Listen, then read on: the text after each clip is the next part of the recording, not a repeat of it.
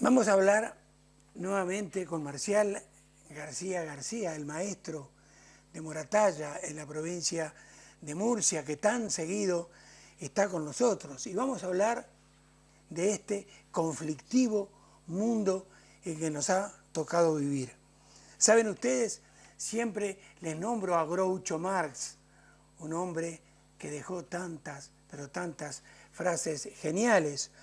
Una de ellas, por supuesto que Marcial la conoce a fondo, y ustedes también, dijo: por favor, paren el mundo que me quiero bajar.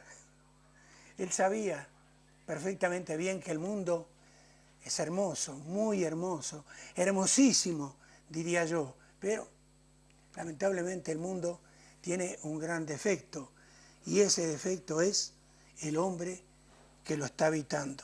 En fin, buenas noches. Buenas noches. Marcial, ¿vos estás contento con el mundo en el que te ha tocado vivir? La verdad es que pues uno no se queja.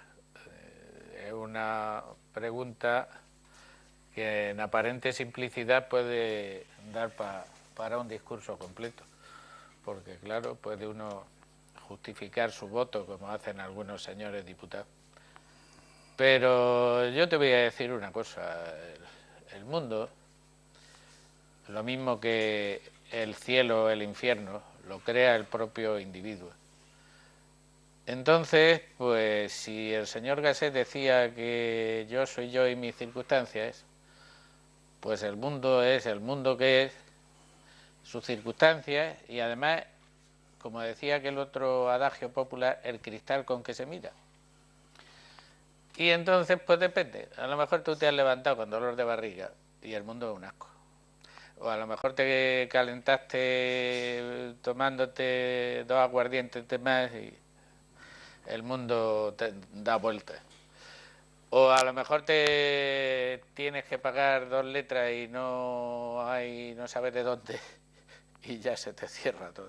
Entonces, hay un poema precioso que se llama El Axion Esti de Odiseas Eliti, un griego que se llevó el premio Nobel de Literatura, y Axion Esti es una exclamación griega que significa digno es, y es un versículo que se dirige en un himno a la Virgen, pero es un término recurrente también, porque Axion Esti, digno es, y se puede aplicar cualquier circunstancia del mundo. Y en ese poema, que es una maravilla, por cierto, hay una traducción medianamente potable en castellano que cualquier persona que le interese pues se puede acercar a ella. Incluso creo que por la red pues puede encontrar uno tanto la versión original en griego como la versión a castellano.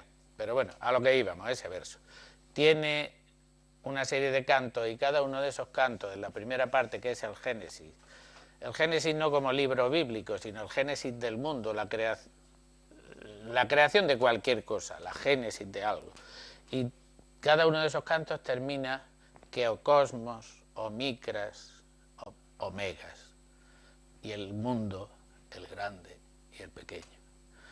Entonces hay un mundo grande y hay un mundo pequeño. Eso que los filósofos escolásticos, que copiaron mal copiados de los griegos y de los musulmanes, hablaban el microcosmos y el macrocosmos. Entonces, pues, mira, yo estoy medianamente contento con el mundo en que me ha tocado vivir, fundamentalmente porque no sé si voy a vivir otro. El otro día me llevé una gran satisfacción, tanto mi esposa Ana María como yo, en la casa de Julio Cardoso, de Marta, su viuda. Julio Cardoso, ustedes saben, sobre todo los uruguayos, jugador profesional en nuestro país, que aquí en España ha sido muy, pero muy querido. Hay un pabellón en esta ciudad con su nombre, porque además de gran futbolista, era mejor persona.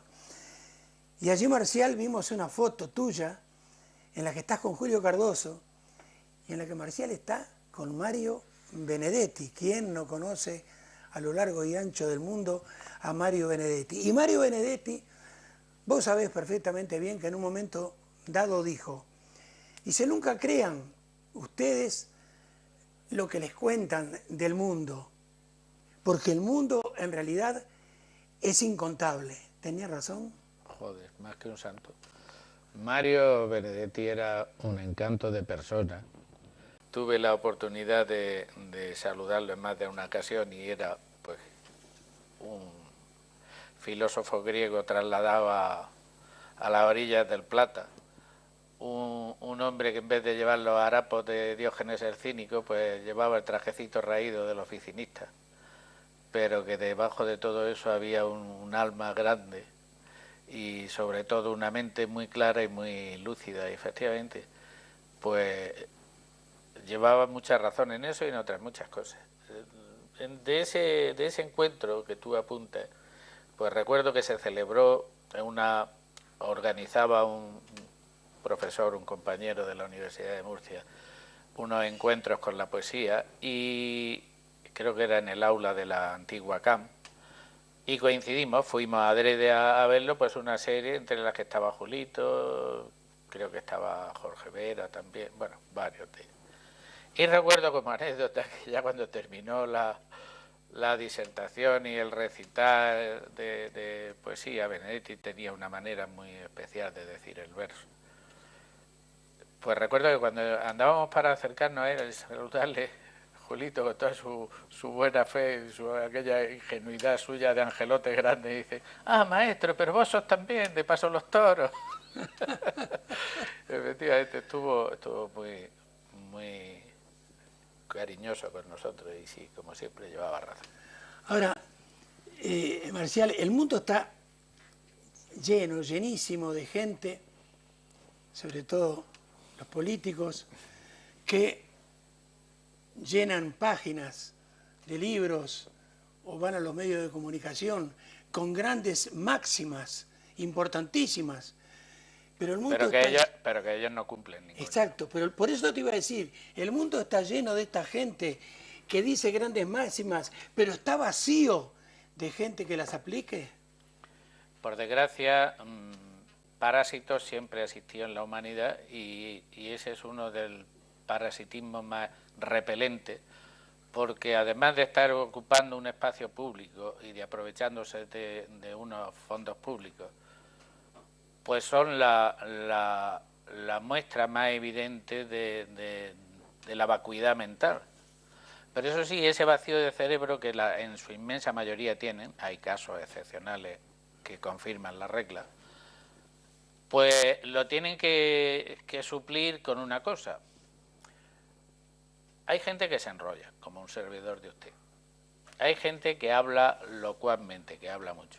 Hay gente que tiene verborrea. Bueno, pues verborrea, perdonen ustedes que le aclare, el sentido semántico es aquel que suelta y suelta palabras, ¿verdad? Pero es que hay un término nuevo que yo no sé, creo que es un neologismo marcialiano, es decir, un neologismo mío, que yo le llamo verborragia. Dos raíces, una latina y otra griega, de verbo, palabra, y ragia, que es derramar algo violentamente, además sin sentido ninguno, que es lo que suelen hacer esta gente. Es decir, como una especie de diarrea, pero de palabras. Ahora, a través de la historia, en el mundo y en diferentes latitudes, ¿siempre el hombre ha tenido los mismos problemas que enfrentar? Fundamentalmente, el mundo, decía Alfonso X el Sabio, que llevado a su extremo máximo se reduce a dos ideas fundamentales, que es llantar, es decir, comer, beber lo necesario para la vida, es hacer ayuntamiento con fembra placentera, que eso lo dejo al buen criterio de los escuchantes para que lo pongan en castellano moderno, pero creo que todos lo han entendido. Marcial, fíjate, contigo hemos hablado, hemos hecho hasta un ciclo, lamentablemente, sobre las guerras. Entonces yo pensaba, ¿es la idiosincrasia del hombre por esto. Vos trabajás con chiquilines y chiquilinas muy jóvenes y tienen de repente algunos 2, 3, 4 años, tienen juguetes, todavía no tienen uso de razón, pero se pelean constantemente. No que es mío, no que es tuyo, viven peleándose constantemente. Y eso después con el tiempo lo trasladan evidentemente a esas guerras cruentas que nosotros vemos a lo largo y ancho del mundo. Entonces, realmente vivimos en un mundo cruel y en tu concepto, ¿por qué? La gente que tiene una raíz religiosa judeocristiana, a eso le llaman el signo de Caín. Y evidentemente, pues el signo de Caín anda ahí. Si el Génesis dice que Caín estaba señalado o vivió el resto de sus días señalado, pues su heredero, que somos todos, según la concepción del mundo de judeocristiana musulmana, porque las tres surten del mismo principio, que son los 8 primeros libros de la Biblia, pues es lógico, ya lo he dicho en más de una ocasión, pero si somos hijos de Caín, es decir, de un asesino fratricida, y de una hermana, es decir, fruto de un incesto, pues demasiado buenos hemos salido algunos, ¿no? Te decía antes que Mario Benedetti decía que el mundo era incontable, pero desde que apareció la ciencia trata de contar todos los fenómenos que existen en el mundo. Entonces, esa ciencia es en realidad exacta para que la gente encuentre a este mundo más comprensible. Exacto, no hay nada. La exactitud perfecta, y volvemos otra vez al principio de la idea que yo apuntaba antes, está en la perfección absoluta, que unos lo llaman Dios, otros le llaman la matemática pura, otros le llaman de alguna manera. Entonces, eso es muy difícil. Eso sería, digamos, la idea general a la que se tiende la gente de buena naturaleza. Pero en realidad la ciencia se adapta a cada momento y a cada principio y a cada espacio de lo que quiere estudiar. Y lógicamente, aunque el método científico se llama así desde que los griegos lo descubrieron y demostraron que era, dentro de las imperfecciones humanas, el más acercado a la perfección, a que lo que se estudie desde ese punto de vista sea lo más aproximado a la realidad del fenómeno y a la realidad que se quiere. Pero la ciencia muchas veces, al fin y al cabo, es producto del ser humano, y el ser humano es imperfecto. Entonces esa ciencia se va autoperfeccionando. Hoy día, pues mira, se dan casos muy raros.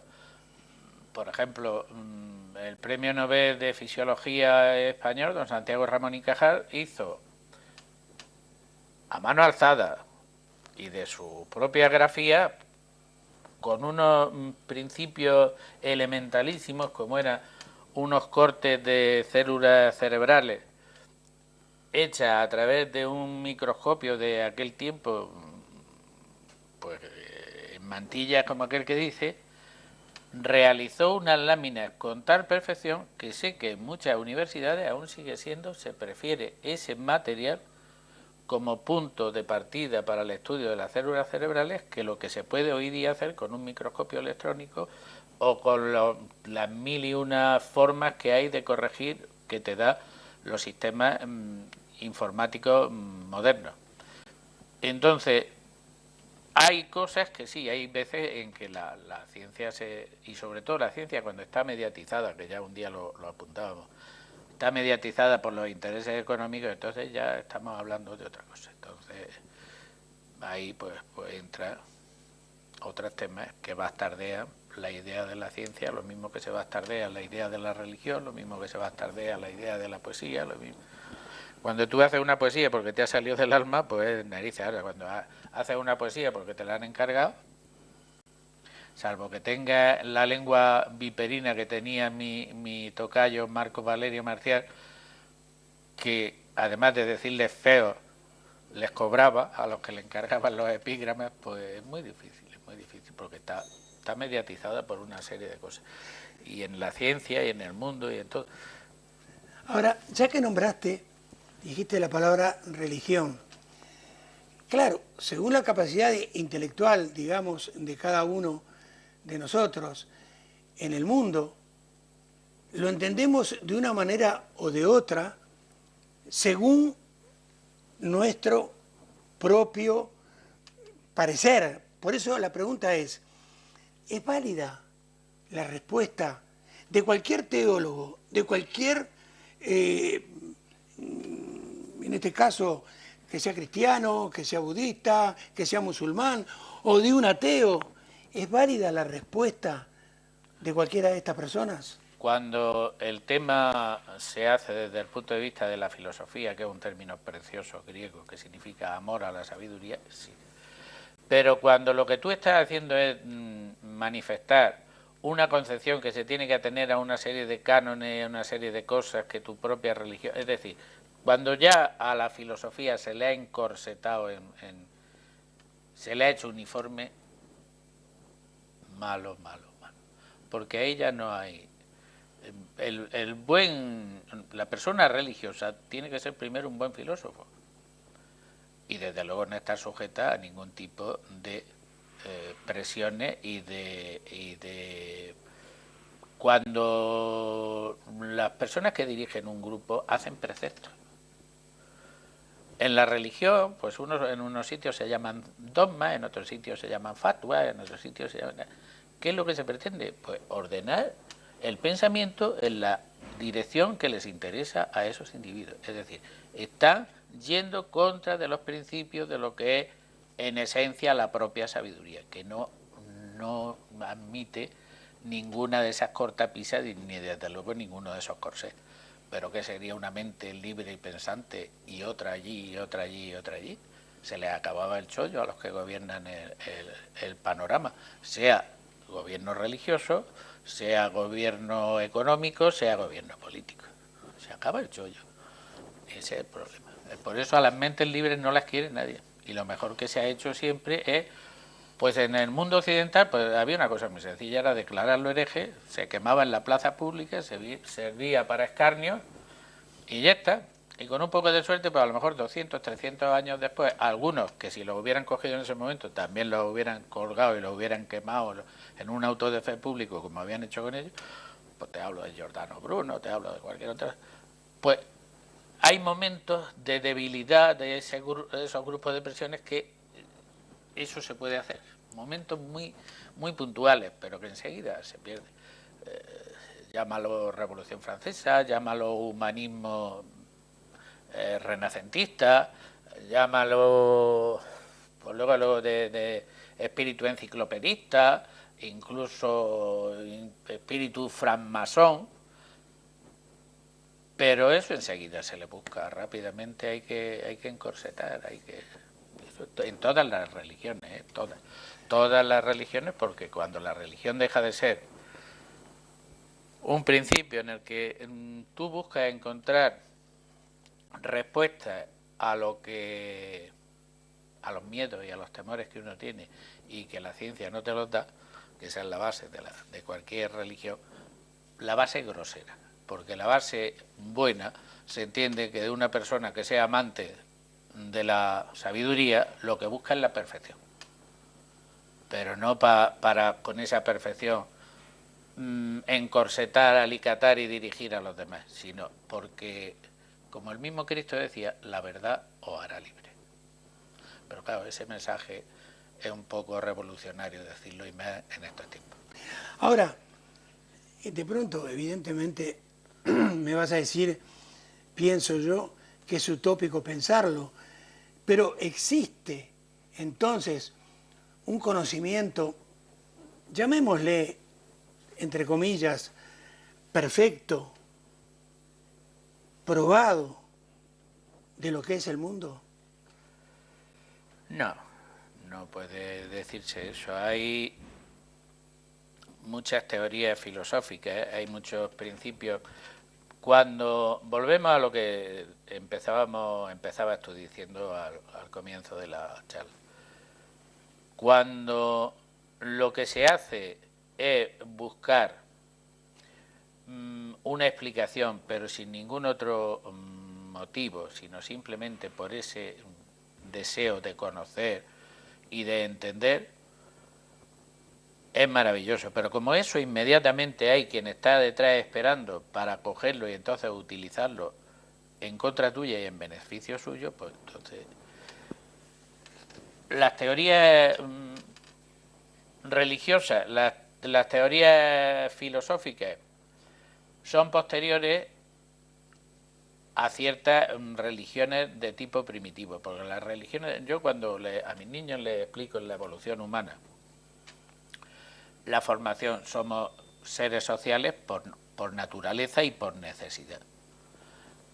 Y lógicamente hay sociedades como la sociedad de las hormigas o la sociedad de las abejas, en donde funciona maravillosamente, pues un hormiguero que a lo mejor tiene 1,5 millones de individuos. Funciona maravillosamente sin ningún problema. Lleva 500 millones de años funcionando maravillosamente. Y las normas que hay son las normas puramente químicas. Es decir, ni siquiera hay una constitución escrita. Es una señal, un límite químico, en donde hace que eso funcione maravillosamente bien. Pero claro, se anula una parte importante del individuo. Ya no es individuo, es parte del ente superior que se llama hormiguero, que es además lo que le da vida y razón de ser a cada uno de esos individuos. Pero el individuo sí. Claro, ese mismo pensamiento, ha habido grupos postulantes de dictaduras, de grandes imperios, y te estoy hablando pues las bases filosóficas, por ejemplo, del comunismo ruso o del nazismo alemán, porque el fascismo italiano es otra cosa. El fascismo italiano es como un totum revolutum, como una pizza que un día la haces carbonara, otro día la haces putanesca y otro día la haces como te parezca. Pero eso sí, ahí sí se busca esa serie de cosas en donde entonces vuelvo a lo que tú decías, ¿es una utopía? Pues claro que es una utopía. ¿Quién lleva razón? No la lleva nadie, y la llevan todos los que desde buena fe y con planteamientos simples, llanos y evidentes intentan buscar el comportamiento de ese mundo que hablábamos antes, que no podemos calificar ni de bueno ni de malo, porque es así. Y esa sociedad que yo te decía, por ejemplo, de las hormigas, quien rompe el punto de la frecuencia química que te marca, por ejemplo, los caminos por donde tú has de ir, o las estancias donde se cuida la ninfa, donde se cultiva el hongo, pues automáticamente desaparece. Pero es que por si acaso no lo fuere, hay unos individuos con cabezota gorda como la mía y unas pinzas así, que te lo recuerdan, pero no sabemos si al que se le aplica lo recordará o no, porque el recordatorio es llegar con esas pinzas y cortar directamente la cabeza, sin presencia de abogado y sin nada. Ahora, en estos días hemos visto en televisión algo realmente muy cruel. La pregunta es si nosotros necesitamos aceptar lo que nos rodea tal como nos lo muestran, o simplemente aceptarlo, explicarnos o aceptarlo. Te lo digo ¿por qué? Porque apareció en todo el mundo un yihadista con un muchacho de 40 años, periodista británico, que está arrodillado, el yihadista de negro al lado, lo habrás visto como todo el mundo, bueno, y dice que lo decapitó, que lo decapitó. Claro, no muestran la decapitación, muestran al muchacho arrodillado y al lado el yihadista todo de negro, la cara tapada, que dicen que tenía acento británico, bla, bla, bla. Bueno, en fin, y que lo decapitó. ¿Debemos aceptarlo o debemos tratarnos de explicar por qué está pasando eso? Pues eso no tiene ninguna explicación, aparte de decir que un fanatismo llevado a los límites que todos los fanatismos pretenden, que es el gobierno de la razón con la sin razón. Entonces no tiene más explicación.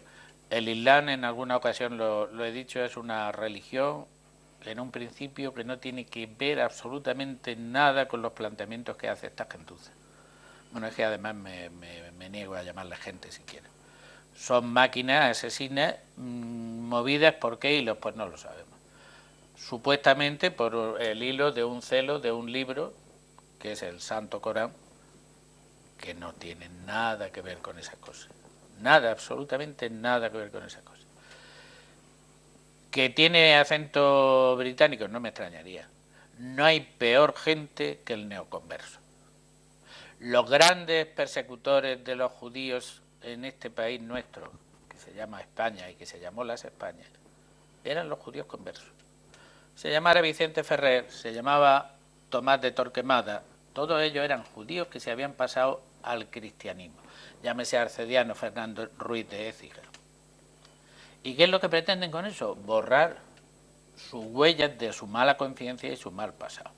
Esta gente, pues no me extraña que fuese un británico que a lo mejor hasta hubiese estudiado en alguna de las punteras, en Cambridge, que no sé si se pronuncia más o menos, o en alguna otra. No me extrañaría absolutamente nada, porque como los valores, supuestos valores del pensamiento occidental están tan prostituidos y tan dejados y tan machacados y tan arrastrados, pues no me extraña que esta gente de pronto parece como que han descubierto el mundo. Y lo han descubierto porque, claro, no tienen el más mínimo conocimiento. Para hablar de una cultura, para hablar de una religión, si no conoces en el mundo donde se ha originado, si no conoces la evolución histórica de esa, lo mejor que puedes hacer es callarte y no intervenir. En este caso, pues, el yihadismo pues está propiciado, te vas a echar las manos a la cabeza, pero está propiciado precisamente por los movimientos anti-yihadistas. ¿Cuál ha sido la destrucción del Irak? La intervención de Estados Unidos. ¿Cómo se pretende hacer en un país que fue la cuna de la civilización, pero que ha pasado por mil cosas, aplicar los principios supuestamente democráticos de una nación que surge de un pensamiento británico puritano del siglo XVII, olvidándose de los miles de años que hay ahí? ¿Qué es lo que has hecho? Como decía Tácito, yo lo recuerdo en una cita italiana. Tácito tiene en latín, lamento mucho, pero recuerdo la cita italiana. Hanno fatto un deserto cui hanno chiamato pace. Han hecho un desierto al que han llamado paz, que es lo que han hecho esta gente. Y qué es lo que se pretende con estos movimientos, y qué es lo que se pretende con cualquier fundamentalismo. El fundamentalismo, sea del tipo que sea, económico, religioso, político, lo único que pretende es anular en beneficio del poderoso, que tiene la verdad absoluta. ¿Cuándo inventa Roma la infalibilidad del Papa? Cuando el Papa no vale nada y es un prisionero del Vaticano, el Concilio Vaticano I. Anteriormente, la Iglesia Católica Romana jamás habló de infalibilidad del Papa. ¿Qué hacen determinados grupos? Yo me echo las manos a la cabeza, por ejemplo, cuando veo esos supuestos líderes comunistas de Corea del Norte. ¿Qué tiene que ver eso con el comunismo? Ni siquiera con el comunismo leninista de la Unión Soviética de sus peores momentos. ¿Qué tiene que ver? Ahí no hay nada más que el hacer bueno al individuo que intenta dirigir absolutamente todo, que en algunos aparece en algunas obras grandes literarias de grandes visionarios como Orwell, ese gran hermano que todo lo controla y que todo lo vigila. No pretende, no tiene otra pretensión más que esa, el que ver el mundo, ese mundo maravilloso, que puede ser grande, que puede ser pequeño, imperfecto, porque si no, no sería mundo, sería otra cosa, en beneficio de un particular que es el que tiene el poder. Y que como ese yihadista que tú dices se tapa para que no se les vea el verdadero rostro.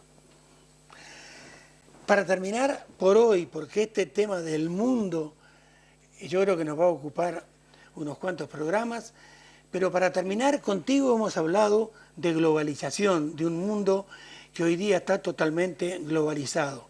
Entonces, como última pregunta por hoy sería, ¿debemos entonces actuar globalmente o, por el contrario, según donde estemos, debemos actuar localmente?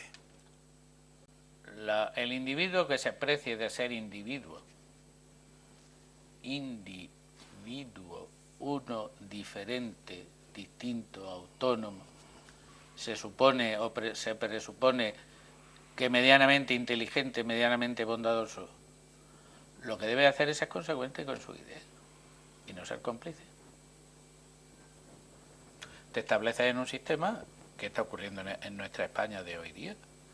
Supuestamente hubo una generación que supuestamente entregamos mucho de nuestro tiempo, muchas de nuestras horas, muchas de nuestras energías para construir un mundo, para construir una sociedad democrática, una sociedad de cara al progreso, al bienestar y a tal, pero eso se conquista y se construye cada día.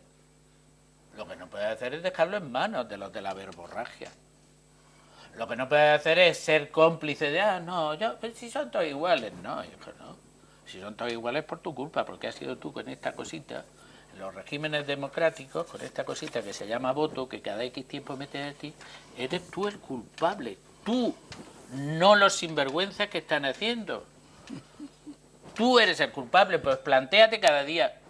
Mira, yo soy de mis principios de educación, tanto de familia como de colegio, imagino como lo tuyo, una raíz cristiana antigua.